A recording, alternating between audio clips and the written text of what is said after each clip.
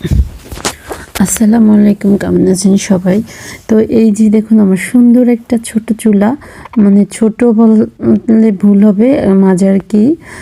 তো এই যে একটা মাটির হাঁড়ি দেখেন, এই চুলার জন্য আগে কিনেছি। তো এটার উপরে আবার একটা বাটুনি বানাবো।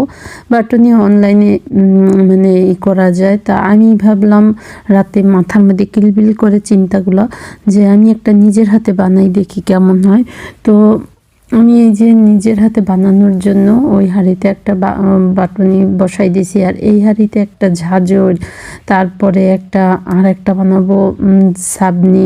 এই যে এগুলো বানানোর জন্য আমি একদম হাঁড়ির পার বসাই দিয়েছি, রোদে শুকাই নিয়েছি। আর এখন এই যে ছিদ্রগুলোকে সুন্দর করে, এই যে ছিদ্রগুলোকে মানে সুন্দর করে ছিদ্র করে দিতে আসি। কারণ ছোটোবেলায় মাকে দেখতাম, বলতো ছোট হাত দিয়া এই যে ঝাঁঝর বলে এটাকে, ঝাঁঝর, এটার পর মুড়ি ঢালবো।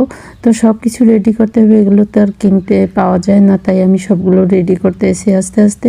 তো এরপরে আপনারা একদিন দেখবেন মুড়ি ভাজার ভিডিও। তো এই যে বাটুনিটা বানাইছি, এটার নিচে আবার একটু মানে বসানোর জন্য একটা রিং করে দিলাম। আর এই যে এগুলোর ছিদ্রগুলো একটু ভালো করে করে দিতে আসি। আর এগুলো রোদে শুকায়, তারপরে আবার মানে মাটির এই আসবাবপত্রগুলো আবার চুলায় পোড়া দেব, তারপরে শক্ত হয়ে যাবে। তো আমার এই কাজগুলো কেমন হচ্ছে আপনারা কমেন্টস করে জানাবেন।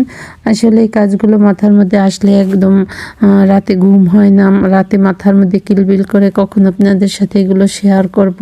তারপরে এই যে মুড়ি ভাজবো, এই চুলায় রান্না করবো। আর এই চুলাটা যে এত কিউট কিউট চুলা হয়েছে, এত সুন্দর জিনিস বানাতে পারি আগে জানতাম না।